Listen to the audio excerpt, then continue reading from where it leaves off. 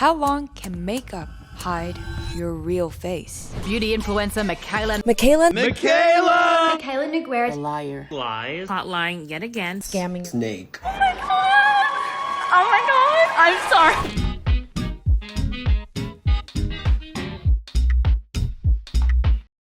If there was someone born to be the biggest beauty influencer, it must be Mikayla. The quote, realist influencer on TikTok, Time 100 creator, Forbes top 50, over 20 million followers, brand deals after brand deals after brand deals, and even launched her own brand that made $1 million in 8 minutes. But somehow, there is still a way to mess everything up.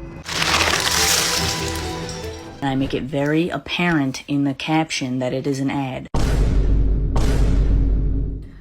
This literally just changed my life. This is so obvious. Like, yeah, she used fake lashes. She lied about donating makeup to a homeless shelter. That when she opens her mouth, she lies. Lied about so many things. I know her for scamming and for being greedy. Come on, Mikayla. This is the best that you could do. As your marketing bestie, who graduated top 1% UCLA Business Economics with a background in marketing, we're going to explore how even being the favorite can still fail you if you have a terrible brand. She just lies to lie. I don't use filters. And she literally photoshopped Selena Gomez to look bigger. And the even bigger mystery. Why did Mikayla's beauty line still sell $1 million in 8 minutes despite the controversies around her personal brand? But more importantly, how you, yes you, can use these branding lessons to build a successful brand to help you down your career. Because by brand, I don't just mean slapping your name on a bottle.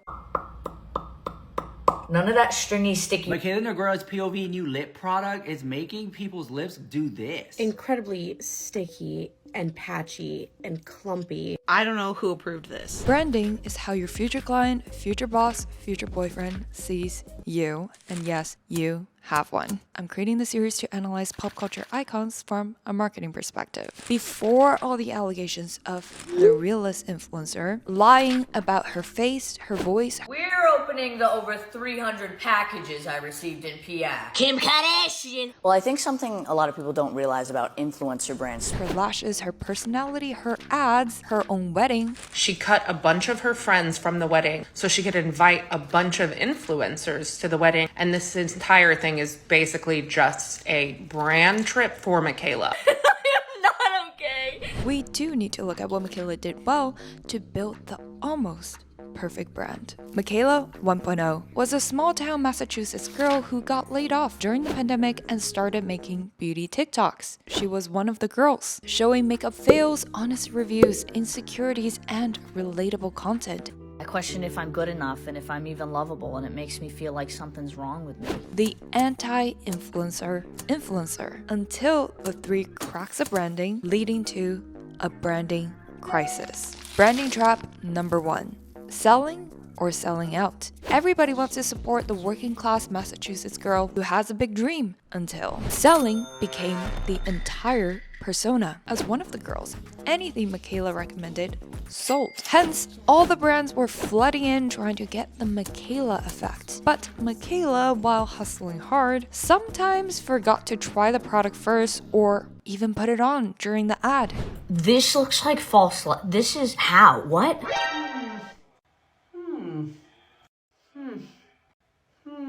It looks peculiar. It looks bizarre. The mascara's on, it looks cute, and then all of a sudden there's a swish, and all of a sudden there's some extra shit on the end. Wow, lashes too good to be real? Turns out they might not be real to start with.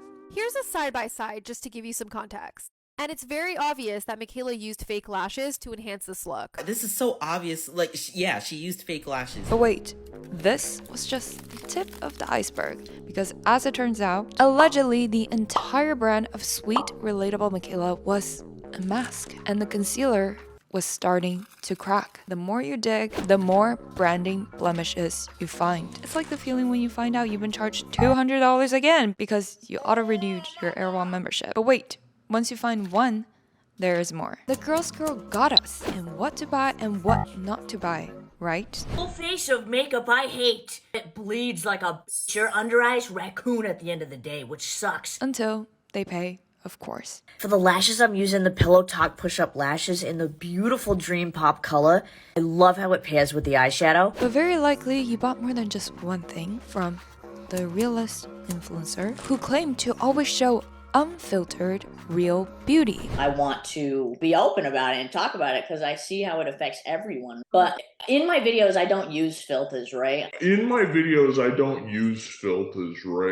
Mikayla, we caught the filter glitch. The neck filter has been seen slipping on and off of her girls. A champion of realness, body positivity. I mean, Selena taught me herself. Don't put so much pressure on yourself. So Mikayla took that pressure that she feels for herself and she literally photoshopped Selena Gomez to look bigger.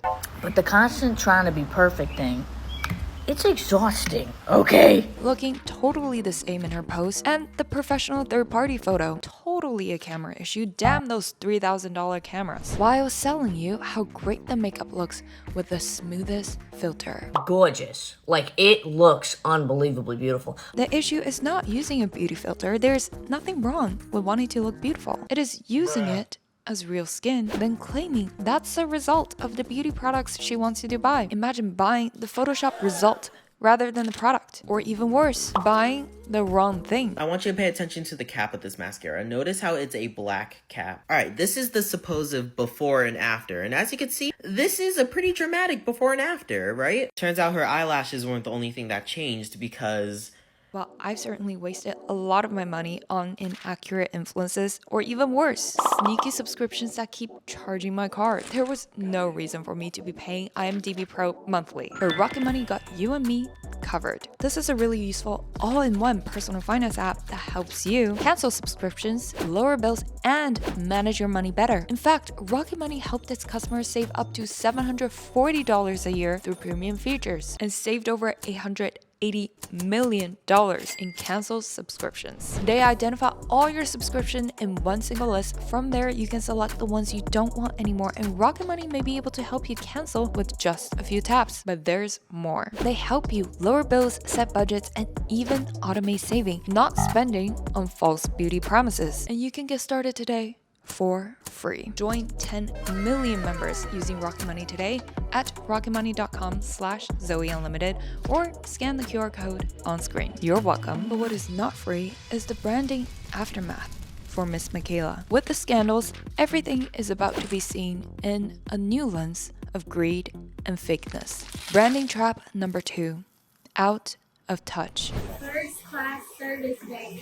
Louis Vuitton is literally so good. Try being an influencer for a day because the people who say it's easy are so far out of their minds. Mikayla's brand was long gone from just a normal girl doing makeup in her room. After blowing up and becoming notably one of the top beauty influencers and taking on deals after deals after deals, some of them honest, some allegedly not, yet she refused to let go of the relatability card and played it a bit too long. I just came home to 100 packages on my doorstep. While her entire life became all PR trips, brand deals, and high glam sets. Listen, I get it. Stay-at-home moms, if you work in the medical field, my mom's a teacher, like I totally understand. Yes, of course, she completely gets it. First class service day.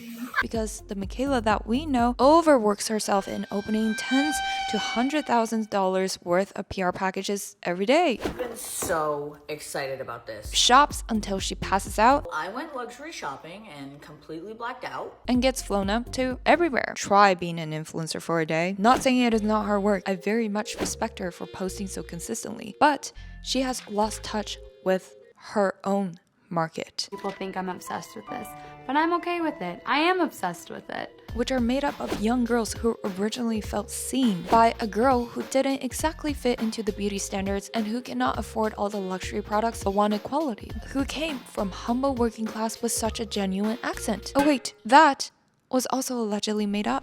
I'm not letting you buy the PIAT package. Hi, it's OL Mikayla here, and I am standing in the Fisher Student Center. I actually work here at the Information Center, so I'm sure you'll be seeing me around. Yes, that is how she spoke before. The realest influencer of all time does not even use her real voice, which is fine. Paris Hilton played the dumb blonde airhead with her baby talk voice, and Mikayla played a thick accent, average day Boston girl that she attributes to her upbringing and identifies it as, quote, a redneck accent from where I'm from, which works extremely well to build the relatability card until exposed. But she still is just your average day girl who happens to allegedly use her wedding to get sponsorship. There was a full product gifting booth of e.l.f. for her wedding guests to experience, a marriage material lip kit duo that allegedly sold out in 18 minutes. Genius marketing, genius branding, by the way. Every influencer in attendance, like Mr. James Charles, posted a get ready with me video on TikTok before heading to the wedding, which seemed as if they were contracted to do a brand deal or something. And TikTokers were saying how it looked more like a sponsored influencer event instead of an intimate celebration of love. Trying out Mikayla's lip kit at the wedding, I was so excited. She had a whole station with the lip kits, which was amazing. After dinner, I obviously needed to touch up my lips, so this was perfect, and the packaging is so cute. But no, according to Business Insiders, Mikayla Naviera says her wedding wasn't sponsored and that she obviously had an accent on her big day, which is believable given that this dedicated post reads like an ad. Quote, my @of cosmetics marriage material lip duo is officially live on elfcosmetics.com! Exclamation mark. Click the link on my story to check it out. It is super limited edition, so once it's gone, it's gone. Happy wedding weekend. No FTC disclosure, by the way. You know what? Fair. Could have been a gift, or she paid e.l.f. to make this limited wedding day edition. But why purposely hide the partnership label behind the filter that was said to never be used? Only if you download the video can you see that it is a paid ad. If you're mad at the way I react to shit, just stay mad. This is your relatable BFF who clearly has your best interests at heart. Who fell for branding trap number 3. Overexposure. I am not okay. I'm going to Korea. Like, what? I'm going to Korea. I am not okay. The real talk energy, her crying on camera moments all used to feel spontaneous. Now, they feel performed. A salesy self-victimization, which could have been very much genuine and heartfelt. But the whole brand perception has already soured, and she hasn't given enough time for people to breathe or be curious first. Oversupply with low demand. Because all the brand deals kept coming, gotta keep posting. Talking about depression in one clip, then immediately promoting a $45 foundation creates a tonal whiplash, which brings me to the launch of her own brand that was doomed to fail. Why would you buy makeup from someone who has proven that they will lie in order to sell a makeup product? But didn't. And we will talk about why. But right when there was a big fatigue on another Mikayla beauty video, I feel like most people just don't trust Mikayla because she just lies to lie. Not knowing if it was sponsored or not knowing if she photoshopped the result or not knowing if she even used the product or not. Guess what girl decides to do? Post a video hinting she's about to confess a big secret she's been keeping all years. Could it be the accent was not real? The lashes were falsies? How y'all doing? No. The big secret is she is launching a brand and wants you to buy. Someone is about to be the very first person to get their hands on point of view. But even though as much as people love to hate on it, since the personal brand of Mikayla was not the most likable at the moment, something miraculous happened. It sold and sold out. And shout out again to all those people who hate my guts but is sitting in a quiet place listening to my show. You are obsessed and sick. Why? Take notes.